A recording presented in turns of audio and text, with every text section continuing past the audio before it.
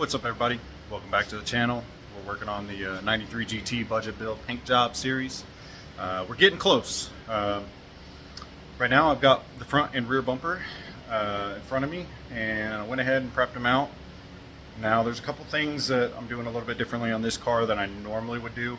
However, it just comes into time, what the car is, and how much effort you want to put into something. You know, at the end of the day, time is money. We're trying to get the project done. So I'll turn the camera around, explain to you guys what I've had to do so far on these bumpers and how much time I have invested in them already. And hopefully they turn out all right. So I'll turn the camera around and let you guys see. All right, so this is the back bumper.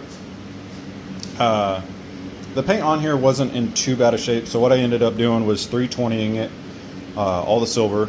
Now I've got a couple repair areas, some spot prime areas. There was a legit hole on this corner about the size of a quarter, about that big around, in this corner that I had to build. There was a crack that ran from the bottom of this bumper all the way up through the middle of the S, kind of like at a diagonal point right there. We went ahead and body worked all of that, fixed the crack. And then this whole entire corner, from about here all the way up in here, was missing. It was gone. This is the original bumper to the car. So when it got hit on this side, I'm guessing it just mangled this bumper up. Now there was some repairs on this bumper, both bumpers actually, before I got to them. And a lot of the time that I spent was fixing other people's work. So I think once I get a good 2 coats of sealer on these bumpers, it should fill in any minor imperfections that I've got on there, because the sealer's a little bit thicker.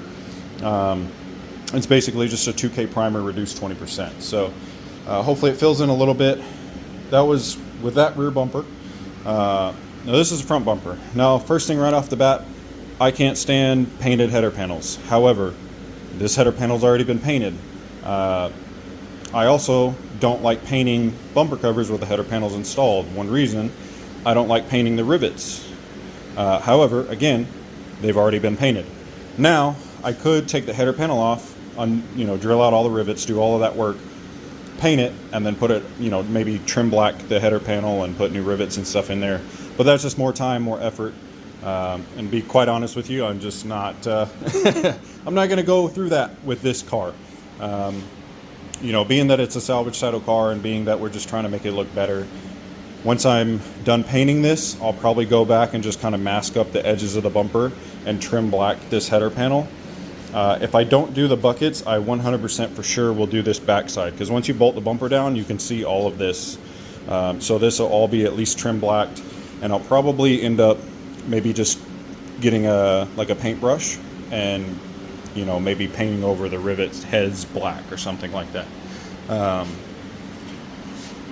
Now, with that being said, this corner had a bunch of cracked paint, so I had to strip all of this down to bare urethane.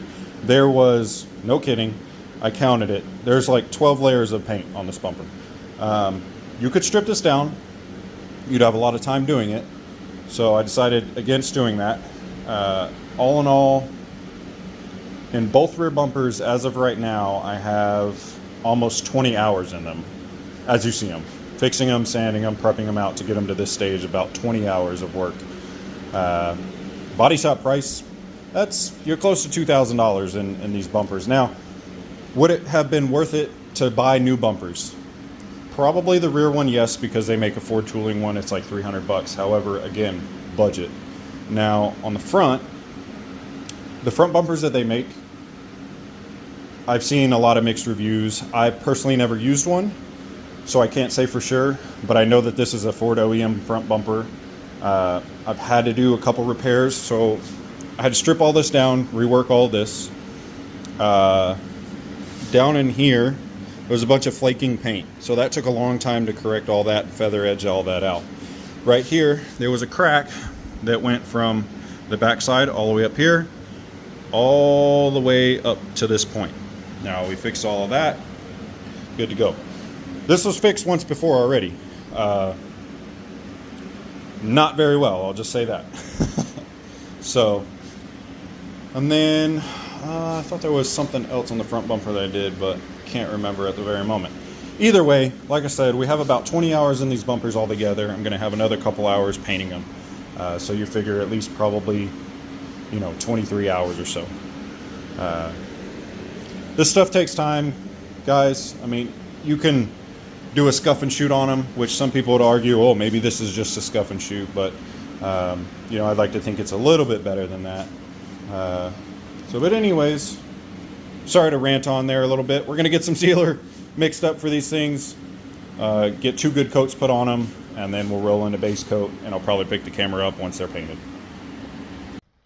Alright, you guys, so went ahead, got them sprayed in. I think they look pretty good, all things considered. There's a couple flaws here and stuff, here and there, but they've been curing up for about an hour now, so flip the camera around, show you guys what they look like.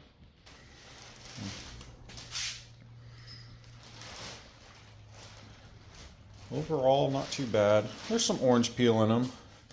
However, rather them have some orange peel than a bunch of runs I gotta sand out. So, one thing I did do on this go around, as far as when I painted them, I went ahead and put some reducer in my clear coat, which I've never tried before. I usually always just spray the clear 4-to-1, no reducer. But being that this clear that I used on the bumpers is a little bit thicker, I went ahead and reduced it, and it seemed to lay out a lot nicer. Hopefully it doesn't shrink up really bad. I know that can be a problem when you reduce them. So we'll just have to see when we get there. This is 2 coats. 2 coats of clear on both bumpers. Like I said, there's some, some flaws, some imperfections and stuff in here. It's not perfect at all. But I think overall, once I get, the buckets trim blacked and stuff like that, it should look pretty good. So, and it should look good on the car. So, I'm fairly happy with them. Especially once you get them outside in the sun. Red is such a bright color. It really kind of hides a lot of imperfections, I'll say. Just because you're not directly drawn to them. It's such a bright color. So, anyways, y'all, I appreciate you watching. I appreciate everybody that subscribes to the channel. Everybody that's, been commenting on the videos. It means a lot. And, now, the only thing we have left is the door moldings and the taillights. So once we get those painted, then we're pretty much done painting red stuff. We still got to paint the door frames and the quarter windows and all the trim and stuff like that. But as far as red goes, we're almost done. So that's rewarding. So I'm going to let these cure up for a couple days. Got headlights coming in the mail. I'll be able to go ahead and put the headlights in and hopefully get the bumpers put on the car this weekend. That'd be nice. So, but like I said, guys, appreciate watching. Appreciate everybody that comments. Drop a like on the video if you like them, and catch you in the next one.